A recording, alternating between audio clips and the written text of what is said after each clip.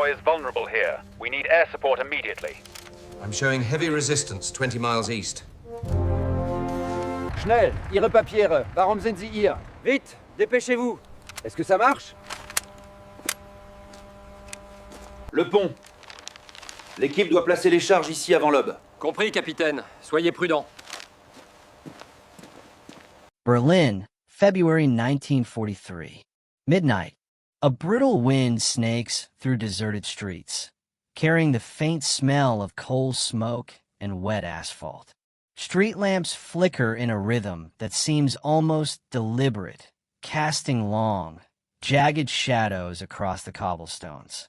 Somewhere in the distance, an air raid siren wails, then dies, a fleeting reminder of a war that has become both omnipresent and invisible in the quiet of the city. In a narrow alley, a lone figure crouches beside a bundle of crates. The saboteur's gloved hands tremble, not from cold, but from anticipation. Every step he takes has been measured, every breath calculated, yet uncertainty lingers.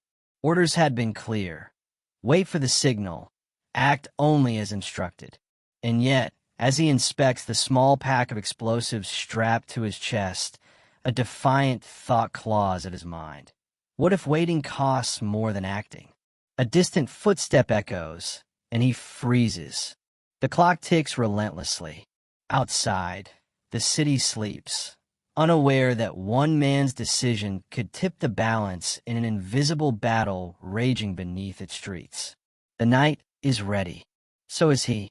By early 1943, the Second World War had reached a decisive, punishing rhythm. On the Eastern Front, German forces were increasingly strained against the Soviet counteroffensives after Stalingrad. In the West, the Allies were rebuilding and reorganizing, probing for weak points in the German war machine. Cities across occupied Europe were under tight surveillance, and the German security apparatus had grown formidable. Checkpoints, patrols, informants, and the Gestapo ensured that every movement by civilians and insurgents alike was monitored. Amid this climate of suspicion, intelligence and sabotage became weapons as lethal as artillery. Allied planners and resistance networks knew that conventional forces could not always strike the heart of German operations directly. Instead, they relied on espionage, clandestine communication, and precise sabotage missions. Rail lines, power stations, munitions depots, and factories. Each was a potential target capable of altering the operational tempo of the Wehrmacht. The stakes were immense. One misstep could mean capture, torture, or execution. One success could save thousands of lives or till the battle. Resistance movements were not monolithic. In France, the Maquis operated in rural terrain, striking with sudden, unpredictable force. In Belgium and the Netherlands, small cells coordinated attacks on rail networks and communications hubs. Each mission required meticulous planning, surveillance of targets, timing patrols, and discreet movement. Even then, the slightest error, a misjudged guard, a delayed shipment, a misread order, could unravel the entire operation. Orders were often absolute. Saboteurs were trained to follow them without deviation. Discipline was survival. Yet war is rarely predictable.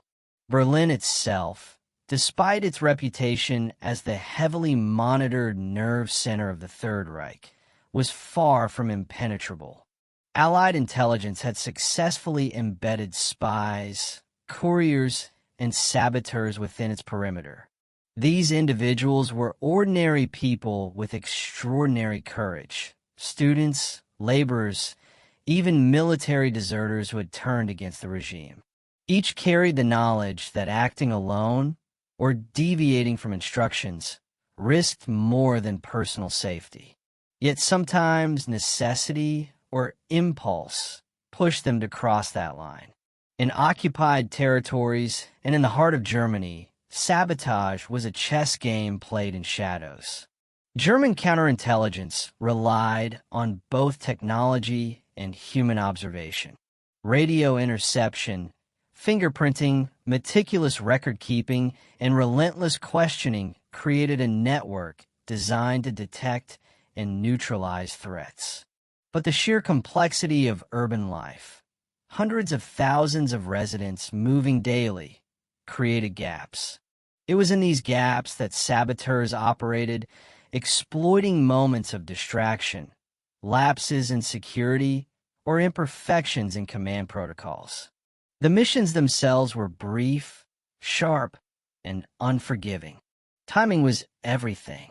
An unguarded rail car or a poorly lit power substation could provide the narrow window of opportunity for sabotage. But these windows closed quickly. Guards rotated, orders changed, and the margin for error shrank with every passing hour. For an individual acting alone, the burden was immense. One decision, whether to wait or act, could determine the fate of an operation and sometimes the lives of dozens of collaborators and civilians. It was in this environment that the story of our saboteur unfolds. Assigned to a mission of high strategic value, he was given precise orders. Infiltrate a German communications depot on the outskirts of Berlin, disable equipment, and withdraw silently. Coordination with local resistance cells had been planned to the hour. Signals were to be sent, confirmation received, and only then would action commence. The plan was elegant, precise, and theoretically foolproof. Yet even the most foolproof plans could unravel with a single act of initiative. War had created a paradox. Obedience could save lives, yet hesitation could doom missions. For intelligence officers and operatives, this paradox was a constant companion. Decisions were rarely black and white. In Berlin, in the dead of February 1943, the city's pulse was slow and quiet on the surface, but beneath, a deadly rhythm dictated the lives of thousands. Each patrol, each signal, each silent alley could conceal danger or opportunity. The saboteur's mission was born into this tension. He understood the rules: obey, act in concert, and ensure the network's safety. But he also sensed the fragility of timing, the unpredictable movements of guards, and the fleeting chances that could make or break the operation. One misstep by anyone could compromise the entire effort. One decisive, solitary action could alter it. As Berlin slept, its streets patrolled by uniformed eyes and secret watchers, a question hovered invisibly in the night air. Could one man, defying orders and acting alone, change the outcome of a mission designed with precision? The answer would soon reveal itself, not in theory, but in the harsh calculus of reality. The saboteur's specific mission was deceptively straightforward on paper. Infiltrate a German communications depot located on the outskirts of Berlin, disrupt its operations, and withdraw without leaving a trace. The target was crucial. German command relied heavily on these depots to coordinate troop movements, relay intelligence, and manage logistical flows across the Eastern Front. A well-timed disruption could delay reinforcements, misalign orders, and create openings elsewhere, potentially altering outcomes in far-off battlefields. He had been briefed in detail. The depot was surrounded by barbed wire, patrolled by armed guards, and monitored through a network of searchlights and sentries. Inside, the communications equipment, switchboards, teleprinters, and radio transmitters, was state-of-the-art for its time. Security was tight, but not infallible. Guards followed precise schedules. Lighting and patrol patterns were predictable. A careful observer could exploit these small windows. but exploiting them required exact timing, nerves of steel, and an acute awareness of risk. The saboteur's tools were limited but effective. A small satchel contained explosives designed to disable equipment without destroying the building. A timing device allowed him to initiate detonations remotely, minimizing exposure. Concealed beneath his coat were lockpicks and wire cutters. Every item had a purpose. Every gram of weight mattered. Months of training and preparation had led to this moment, yet experience could only account for so much. Unpredictable human behavior, the guard's alertness, civilian movement, or an unexpected patrol could upend even the most meticulous plan. His chain of command had stressed one critical rule: do not act independently. The operation was synchronized with resistance cells positioned to provide signals and cover. Confirmation of all movements was essential before any strike could occur. These orders were non-negotiable. Deviation could compromise not only the mission, but countless lives. Yet as he waited in Berlin's shadowed alley, he felt the familiar tension of opportunity pressing against the edges of caution. Timing was fragile, and the signal had not yet come. Beyond operational details, the saboteur faced a moral dilemma. Obedience was drilled into every operative. Discipline meant survival, but war demanded improvisation. One decision could save the mission or destroy entirely. Acting alone promised immediacy, but carried extreme personal risk. It also carried ethical weight. One wrong move could alert the enemy, endanger civilians, or nullify the careful planning of colleagues. Each operative in these networks understood the tension between initiative and protocol, between courage and recklessness. The urban landscape itself added another layer of complexity. Berlin 1943 was a city of contrasts.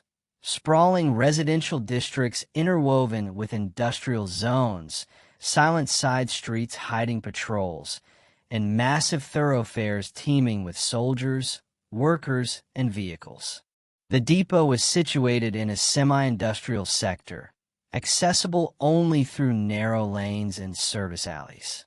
Lighting was sporadic, with dark shadows that could conceal a figure or betray him. The saboteur had spent hours mapping routes, memorizing guard rotations, and noting escape paths. Yet, even with preparation, the margin for error was microscopic. Intelligence reports had shown that the depot had already been subjected to minor sabotage attempts. Guards were more alert, inspections more thorough, and communication networks slightly hardened. Each additional security measure reduced the available options for the saboteur and increased the psychological pressure. He knew that inaction could mean missing a rare opportunity. Premature action could trigger disaster. The operation was a delicate balance of timing, stealth, and nerve. The stakes extended beyond the mission itself. Success would disrupt German operations temporarily, buying Allied forces small but vital advantages. Failure could result in capture and brutal interrogation, risking exposure of other resistance cells. The saboteur was aware of this duality. His choices were not made in isolation. Every decision was linked to a broader network of human lives, strategy, and the unforgiving machinery of war. And yet, despite all preparation, a quiet tension settled over him. The human element, the unknown variable of his own judgment, loomed larger than any map, schedule, or device. The night's stillness pressed against him, almost challenging him to act, almost daring him to defy the rigid rules he had been taught. Every second stretched longer. Every shadow seemed to carry judgment and the weight of potential consequences pressed down. As Berlin slept under the watchful eyes of a surveillance state, the Saboteur faced a decision that was as immediate as it was dangerous. Follow orders and wait, or seize the moment and act alone. That decision would define the mission, and it would define him. The stage was set, the risks mapped, and the city unknowingly holding its breath. The choice had been made, though not yet acted upon, and the next moments would unfold into angles of human courage, tactical precision, technological ingenuity, and moral reckoning. The most immediate and tangible dimension of the Saboteur story is the human experience, the internal struggle between fear and courage, obedience and initiative. He was trained, disciplined, and conditioned to follow orders precisely. Every heartbeat, every step had been rehearsed in countless simulations. Yet now, crouched in the shadows of Berlin's industrial district, he confronted the weight of absolute autonomy. In that moment, the abstractions of strategy became personal. The potential consequences, capture, interrogation, death, loomed as vividly as the city streets around him. It is in these fraught seconds that the human element of war crystallizes. Courage is not the absence of fear, but the mastery of it. He understood the stakes. One wrong decision could destroy months of planning, endanger allies, and compromise the broader resistance network. Yet hesitation could render the mission moot, allowing German communications to continue unimpeded, delaying Allied operations elsewhere. The psychological burden was immense, compounded by isolation. Unlike a soldier in formation, the Saboteur carried the full weight of responsibility alone. This human struggle, personal, moral, and urgent, is the pulse that drives every clandestine operation in wartime. From a tactical perspective, the operation was a delicate exercise in timing, stealth, and exploitation of human and environmental patterns. The depot's defenses were carefully designed, but predictable. Guards walked set paths. Sentries rotated at precise intervals. Lights cast predictable pools and shadows. A tactical mind could map these cycles, identify vulnerabilities, and exploit fleeting gaps. The Saboteur's decision to act independently directly intersected with tactical opportunity. Following orders meant waiting for signals that might never arrive in time. Acting alone promised immediate exploitation of a window that might not reopen. In operations like this, timing is life itself. The balance between patience and action, between coordination and initiative, defines the tactical calculus of sabotage.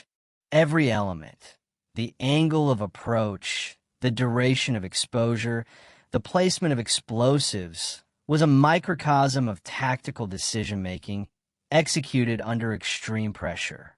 The technology at the heart of the mission, both offensive and defensive, played a silent but decisive role. The depot's communications relied on teleprinters, switchboards, and radio networks, devices that formed the nervous system of the German command. Disabling them would not merely interrupt messages. It would temporarily sever the coordination of troops, reinforcements, and intelligence. Conversely, the Saboteur's tools were equally specialized. Small, precise explosive charges designed to neutralize equipment without collapsing the building itself. Timing devices that allowed detonation from a distance, minimizing exposure. Lockpicks, wire cutters, and concealed tools enabled infiltration. The interplay of technology dictated the mission's feasibility. Human courage might initiate action, but success depended on the precise application of these devices. In this context, technology was both a weapon and a shield. amplifying the consequences of every decision. The decision to act alone challenged the traditional hierarchy of command. Military and resistance organizations depend on discipline, coordination, and trust in leadership. Every operative is a node in a larger system. Acting independently risks more than personal safety. It tests the credibility of command structures, the reliability of coordination, and the integrity of the network. Commanders in the resistance or intelligence services face constant tension between strict orders and the need for flexibility. They know that initiative can produce extraordinary results, but it also carries the potential for catastrophic failure. The saboteur's choice, whether viewed as heroism or recklessness, reflects this enduring tension.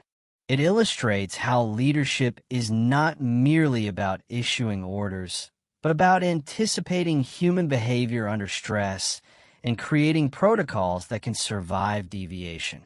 The German perspective adds another layer of consequence. Counterintelligence relied on discipline, redundancy, and vigilance. Guards, patrols, and surveillance systems were trained to detect anomalies. Even minor disruptions could trigger heightened security, rolling inspections, and brutal investigation. For the enemy, the unpredictable action of a single operative introduced chaos into an otherwise controlled environment. The saboteur's deviation from orders did not merely alter his own risk. It introduced a variable the German system was ill-prepared to anticipate. The enemy response would reveal the fragility of even a highly structured security apparatus when faced with human unpredictability. Finally, the moral dimension cannot be understated. In wartime, obedience is often equated with survival. Deviation is punished with severity. The saboteur's choice embodied a profound ethical dilemma: act and risk lives, or wait and preserve the planned safety of others. The moral weight of initiative, of deciding in isolation while countless others depend on your judgment, defines the ethical landscape of covert operations. History often remembers successful acts of bravery, but the calculus behind each choice, the ethical courage required, is as significant as the physical outcome. Each of these angles, human, tactical, technological, leadership, enemy, moral, intersects in a complex web. They reveal the multi-layered consequences of a single decision, showing that in war, even an individual action resonates far beyond its immediate context. The ramifications of the saboteur's independent decision were felt most acutely within the chain of command. Military and resistance leadership relies on precise coordination, communication, and discipline. Every operative is part of a carefully calibrated network, where the success of one mission depends on the synchronization of multiple actors. When an operative deviates, even with the best intentions, it introduces uncertainty that can ripple outward, affecting not only immediate objectives, but also broader strategic planning. Commanders in Berlin and in Allied intelligence networks understood the risk. Orders were designed to minimize exposure and maximize results, often to the hour. Any unilateral action could compromise safe houses, delay reinforcements, or draw attention to personnel not yet in position. Yet, paradoxically, leadership also recognized the value of initiative. History had repeatedly shown that in dynamic urban environments, the ability of a single operative to seize fleeting opportunities could accomplish what careful planning alone could not. The tension between hierarchy and human ingenuity is a defining aspect of resistance operations, and the saboteur's choice would test that tension in real time. From the perspective of the German forces, security was a calculated, mechanistic system. Guards followed scripts, patrols adhered to schedules, and signals were designed to detect anomalies. But systems, no matter how meticulously engineered, are vulnerable to unpredictability. The Saboteur's action introduced chaos, an unanticipated variable that disrupted the routine, undermining the perceived infallibility of the security apparatus.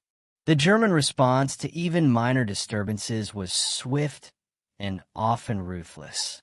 Patrols would be reinforced, checkpoints extended, and surveillance intensified.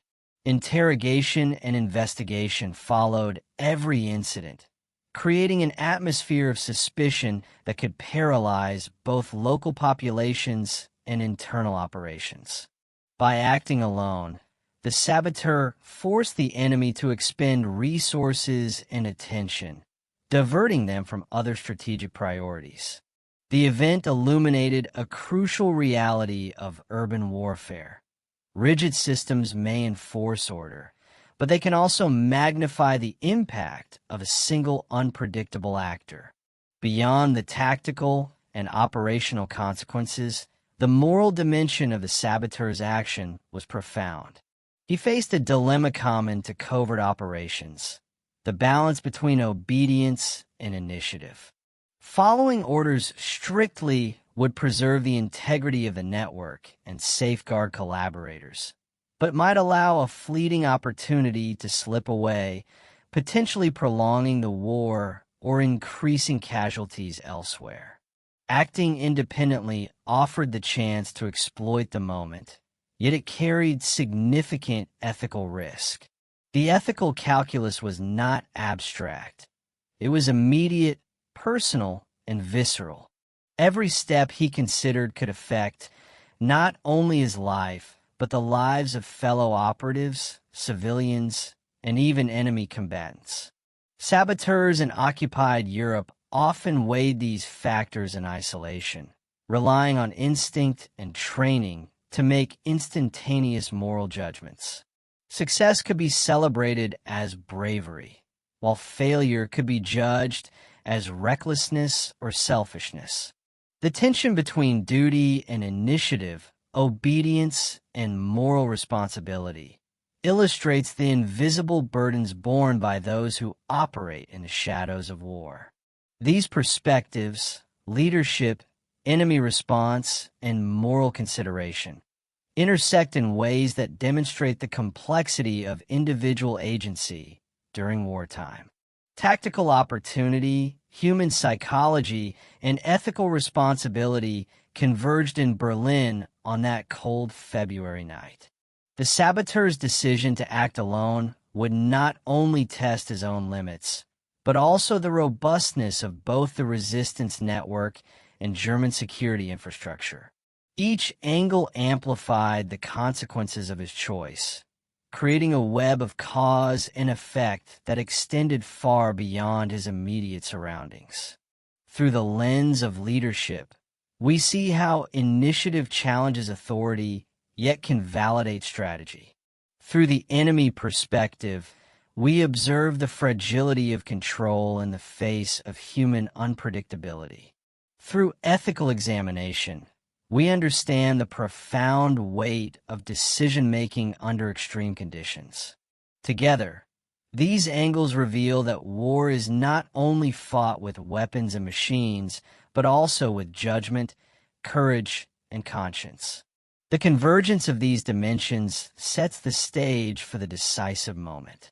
Every choice, every movement, every calculated risk will coalesce into the turning point where theory meets reality, and where the Saboteur's independent action confronts the unforgiving calculus of war.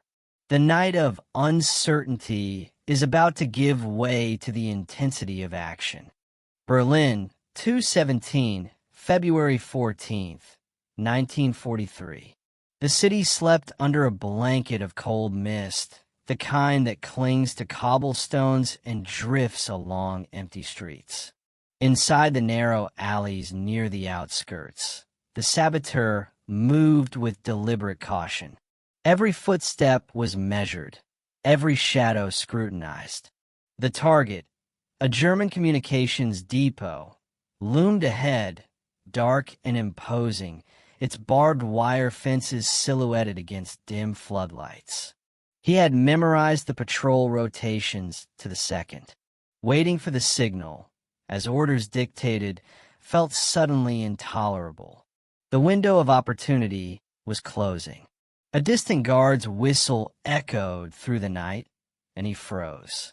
In that instant, the calculus of risk crystallized. Waiting could mean missing a brief lapse in the outer defenses. Acting now might succeed, or it could trigger alarms that would imperil the mission and countless lives. He adjusted his satchel, feeling the weight of explosives, tools, and responsibility pressing against his chest. The city was quiet, but tension hung like static electricity, thick and unrelenting. Moving to the perimeter fence, he tested the barbed wire with practiced hands. A small gap, almost imperceptible, offered access to the inner courtyard. Timing was everything. A single patrol approaching even a minute early could be fatal. He inched through, glancing toward the depot's main entrance where a pair of sentries maintained a rhythm he had studied for weeks. Their shadows swung in sync with the floodlights, predictable, almost mechanical. For a brief moment, the Saboteur felt the surreal clarity that comes only in extreme danger. The world distilled into seconds, shadows, and decisions. Inside, the depot was quieter than expected. Rows of teleprinters hummed softly, switchboards gleamed under harsh overhead lights, and radio transmitters blinked in coded rhythm. He moved swiftly, his gloved hands precise, placing charges at points calculated to disable communication without destroying the building itself. Every action was a balancing act between speed and caution. A drop tool or a misstep could alert guards or trigger an alarm. Yet, despite the meticulous training, the human element, the unpredictable, is never eliminated. At 2:35, a minor noise, the clatter of a stray metal object, echoed in the corridor. A guard turned sharply, eyes scanning the shadows. The Saboteur froze, heart hammering. Every calculation, every reconnaissance effort now confronted reality. Seconds stretched interminably. Then, the guard resumed his path, unaware of the figure crouched mere meters away. Relief surged, quickly replaced by renewed focus. The moment demanded total concentration. Hesitation could mean failure. Activating the small timing device, he set the charges to detonate with a brief delay. This gave him a narrow window to retreat through the courtyard and slip back into the alleys. Every movement was choreographed, rehearsed mentally, but the environment refused to be perfectly predictable. Footsteps approached. A door creaked somewhere deep in the depot, and the distant sound of a patrol's boots echoed. Each heartbeat measured time in milliseconds. The Saboteur slipped past shadows, ducked behind crates, and kept his breathing low. By 2:47, he reached the outer fence. A glance over his shoulder confirmed that no alarm had been raised. The charges were armed. The depot's communications were moments away from silence. Yet, in that instant, he realized the enormity of acting alone. No support, no signal, no backup. Every element of success rested on his skill, nerve, and timing. One mistake now would unravel everything. At 2:51, the first explosions rippled through the depot. Sparks and smoke hissed from the switchboards and teleprinters. Lights flickered, machines groaned, and a few equipment racks were rendered useless. Inside the depot, confusion erupted. Guards shouted, signaling the first alarm, but the Saboteur was already weaving through the alleys, invisible in the mist, moving toward the relative safety of pre-mapped escape routes. His heart pounded, yet his mind remained calm. Action had overtaken fear, and focus sharpened into instinct. For a brief, extraordinary moment, the city was alive with controlled chaos. One man, defying orders and acting alone, had disrupted the nerve center of a formidable enemy network. The consequences were already unfolding.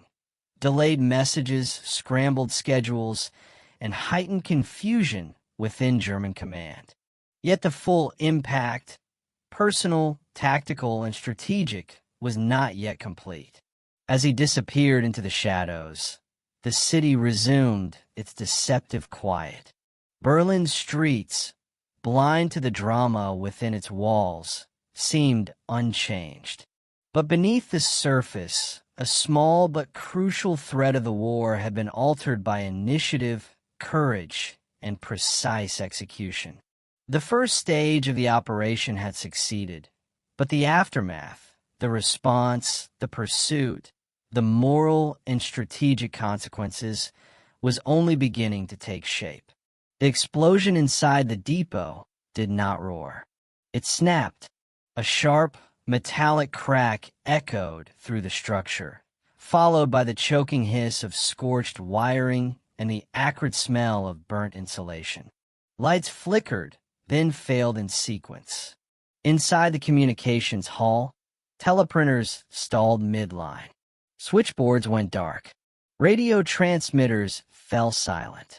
For several critical minutes, the depot became a void, alive with shouting men, but cut off from the command network it existed to serve.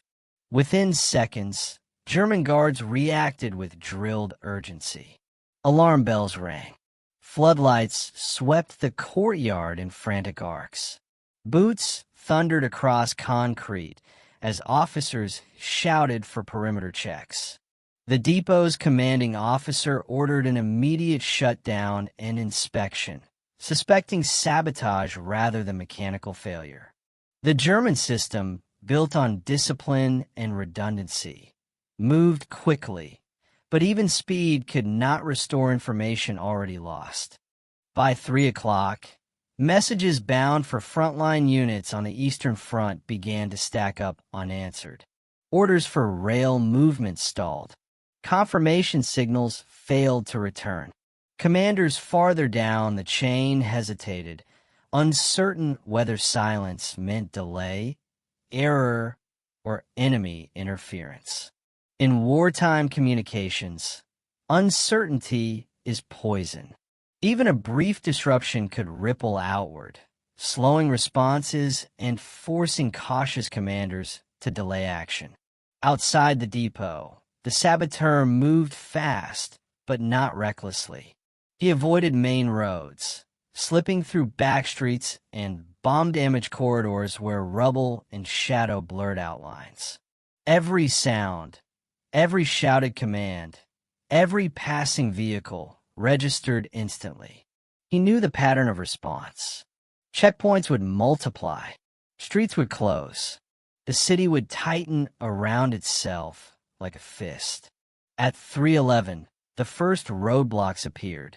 Military police stopped vehicles at random, demanding papers under harsh lights. Patrols doubled back through alleys once considered safe. The Saboteur adjusted his route, abandoning one escape path and selecting another mapped only as a last resort. This was the cost of acting alone. No diversion, no external support, only adaptation. Inside German headquarters, counterintelligence officers were already assembling fragments of information. The explosion had been too precise, the damage too targeted. This was not accident or air raid. It was sabotage, and sabotage meant networks. Interrogations began within the hour. Guards were questioned, logs reviewed, timetables scrutinized. Every inconsistency became suspect. Yet the saboteur had left little behind. No fingerprints, no abandoned tools, no witnesses who could describe him clearly. The absence itself was telling and deeply frustrating. German security forces were trained to trace patterns, but a lone operative acting outside expected parameters disrupted those patterns. The investigation widened, but its focus blurred. By dawn, emergency repair crews worked frantically inside the depot. Some systems were restored within hours. Others took longer. But the critical window had already passed. Messages delayed during the night forced adjustments elsewhere. Rail schedules slipped. Units moved later than planned. Small delays compounded into operational friction. In large-scale warfare, such friction is never isolated. It spreads. For the saboteur, escape did not mean safety. He moved cautiously through the early morning, blending into the waking city. Workers emerged. Trams began to run. The transformation from hunted operative to anonymous civilian required discipline. One mistake, an anxious glance, a hurried pace, could unravel everything. Only by mid-morning did the immediate danger recede. Back within resistance channels, confusion followed. The planned signal had never arrived. Reports of the explosion spread rapidly, but without confirmation of who had acted or why. Leadership faced an uncomfortable truth. An operation had been executed outside command authority, and it had succeeded. The success complicated judgment. Punishment, if warranted, risked discouraging initiative. Silence risked encouraging chaos. Strategically, the sabotage was classified as minor but effective. It did not change the course of the war. It did not halt an offensive or cripple German command, but it demonstrated something vital.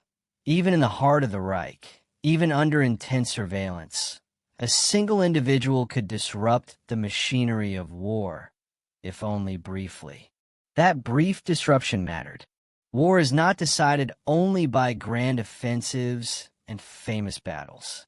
It is shaped by accumulated moments, delays, miscommunications, missed opportunities. The saboteur's action became one such moment. Not decisive, not dramatic in headlines, but real.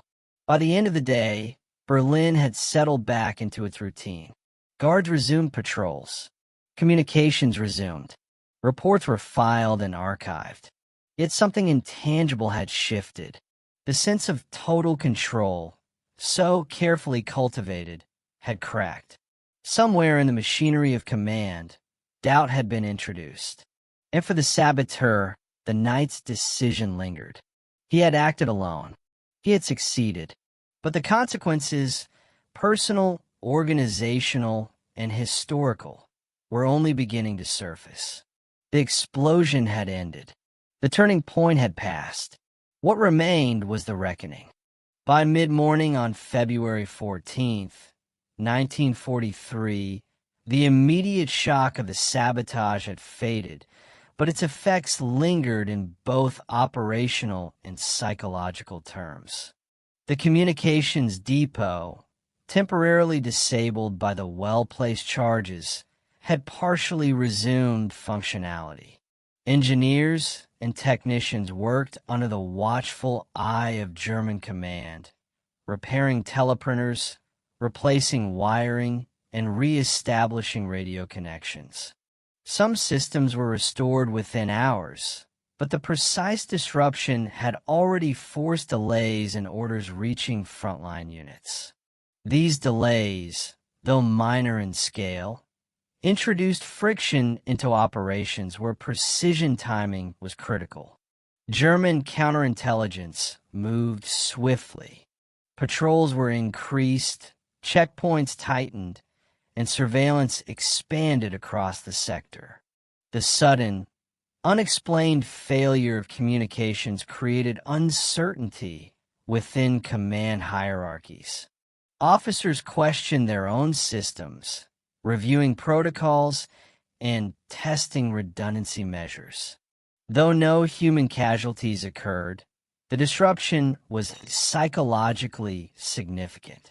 It reminded both the occupiers and the populace that even heavily guarded facilities were not invulnerable. A single operative, acting independently, had introduced chaos into what was assumed to be an impervious network. Within the resistance and intelligence networks, reactions were equally complex. News of the sabotage reached command channels in fragmented reports.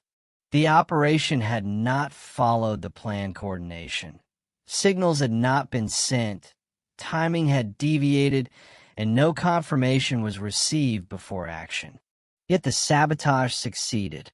Leaders faced a paradoxical dilemma: acknowledge the success, which could embolden further initiative, or enforce strict discipline, which could prevent future deviations but risk discouraging decisive action. The saboteur's own position was precarious.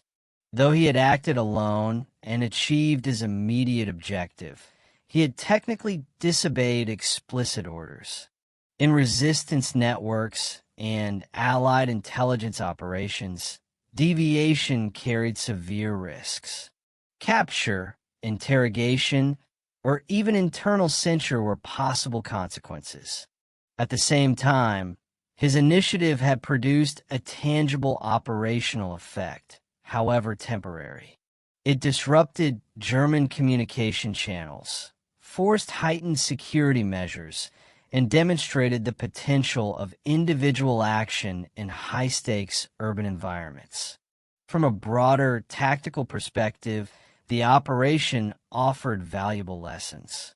Security systems, no matter how rigorous, remained vulnerable to small, agile actors capable of exploiting timing and human predictability.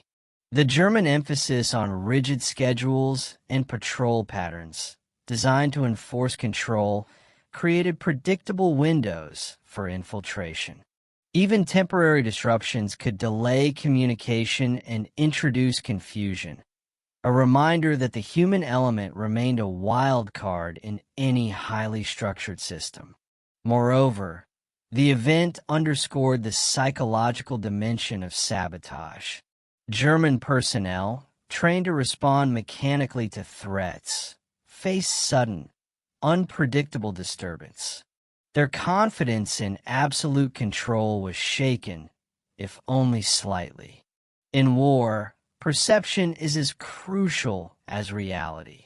The knowledge that unseen actors could penetrate a fortified facility heightened vigilance, drained resources, and altered the behavior of both commanders and rank-and-file personnel. For the saboteur, the immediate aftermath was defined by caution and continued vigilance. Movement through Berlin had to remain discreet. Despite the operation's success, the city's streets were no longer neutral territory. Random inspections, additional patrols, and the watchful eyes of informants introduced persistent danger. Survival now required not just courage, but careful, deliberate action. Every decision, from route selection to timing of movement, carried weight. Yet even in the midst of operational tension, the significance of the mission began to emerge.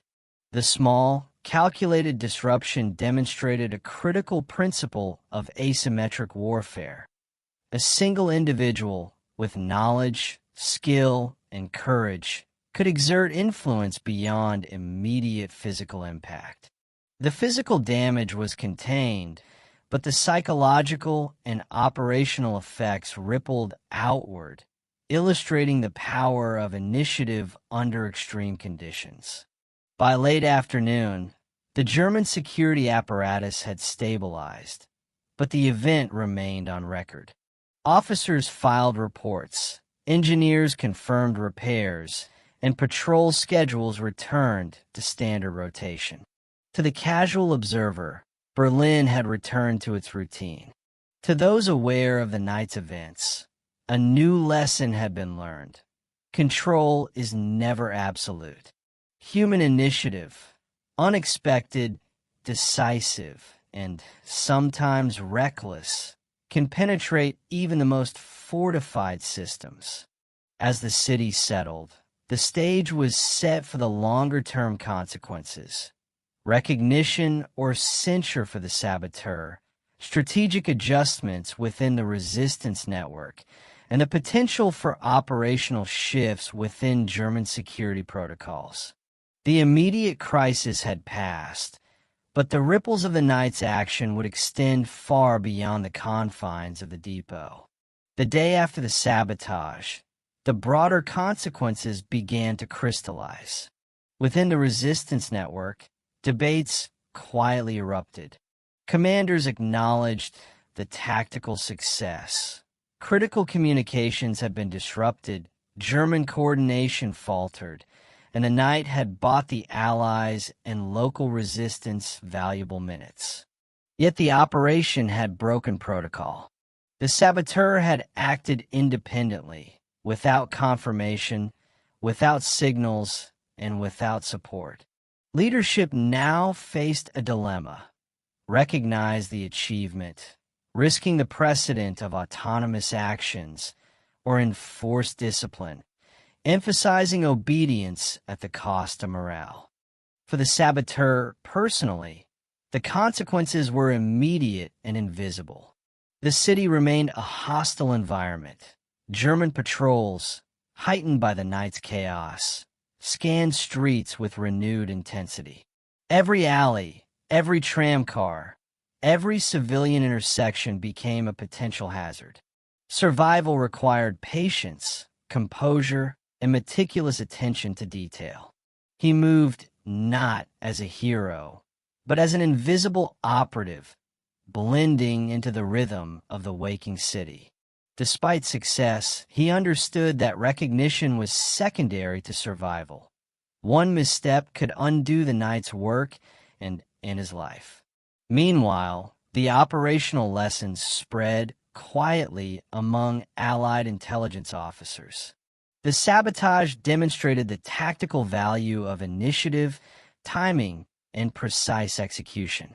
A single operative, acting decisively, could produce disproportionate effects. It validated the concept of small-scale, high-impact operations within urban centers. Yet it also reinforced caution. Independent actions carried enormous risk, not only to the individual, but to networks, collaborators, and broader missions. Success hinged on skill, preparation, and luck in equal measure. German forces, for their part, responded with a mixture of repair and reassessment. The depot's immediate functionality was restored within days, but the disruption exposed vulnerabilities in their security model. Officers reinforced patrol schedules, rotated sentries more unpredictably, and instituted additional checks for critical communication nodes. The psychological impact, knowing that a single, unseen agent had breached the heart of the system, was significant. Even after restoration, doubt lingered. Could such an act be repeated? Could it escalate to sabotage of greater scale? This subtle erosion of confidence is one of the quiet but crucial consequences of asymmetric operations in wartime. Beyond immediate operational effects, the sabotage had symbolic resonance. It demonstrated that human agency could penetrate seemingly impenetrable structures. Discipline and technology were not absolute shields against initiative, courage, and adaptability.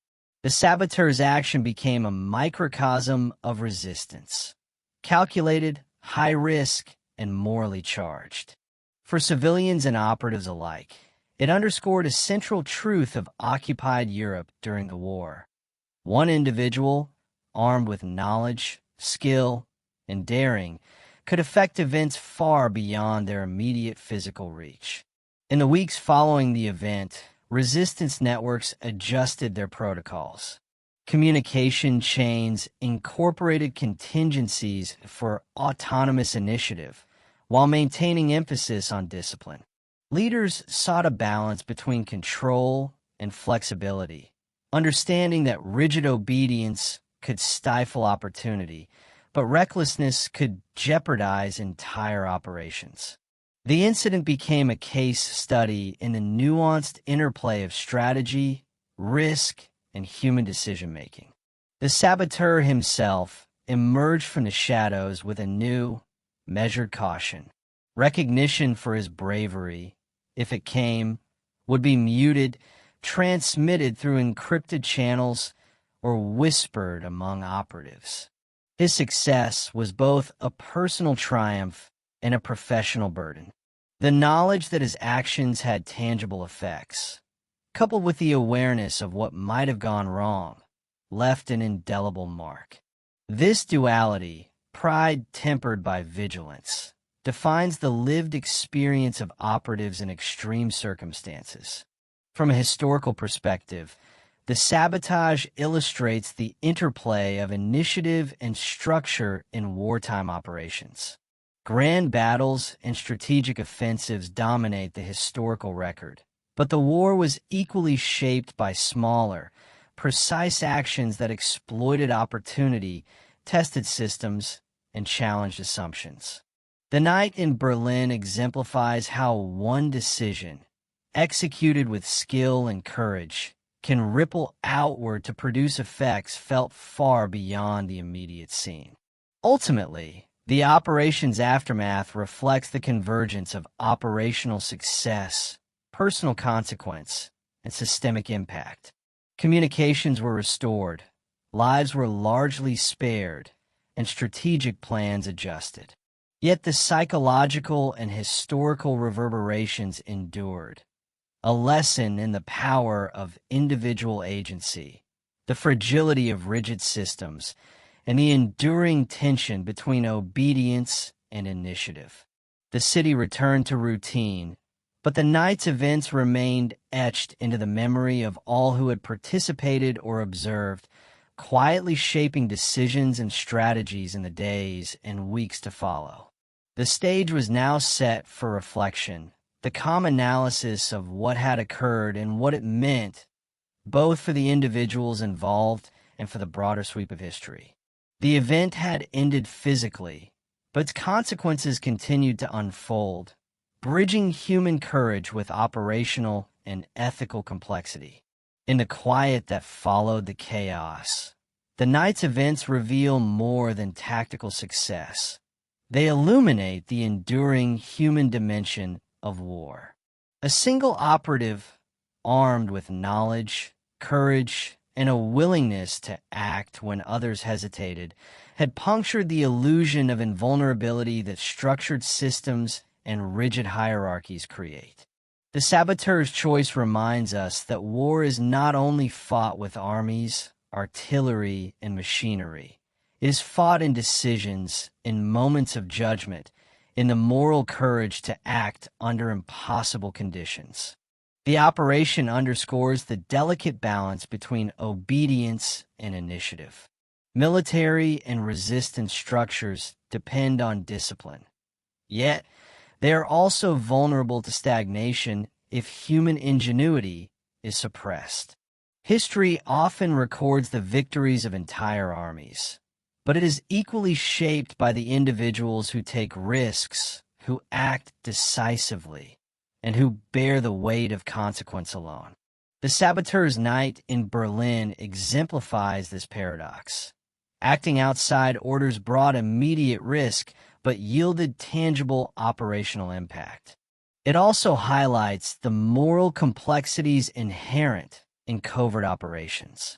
Every action carried consequences, potentially endangering comrades, civilians, or even a broader mission. Ethical judgment, as much as tactical skill, is a weapon in the clandestine world. Success and failure are inseparable from the choices that produce them. The human mind, tested under fear and pressure, becomes both the instrument and the battlefield. In a broader historical context, the episode illustrates how the war was not merely decided on distant battlefields or in grand strategic plans, but in streets, alleys, and silent corners where ordinary people faced extraordinary dilemmas. Each decision, each act of courage, left ripples, some small, some profound, shaping the flow of operations and the perception of control. Ultimately, the story of one saboteur acting alone is a story about human agency in extreme circumstances. It is a reminder that in war, as in life, courage, judgment, and the willingness to embrace uncertainty can reverberate far beyond the moment. Berlin returned to routine, but the night's events lingered, not only in the repaired walls of the depot or the disrupted communications, but in the enduring lesson that even a single individual can shape history when they choose to act. The night had ended, but its echo, measured, precise, and human, would endure.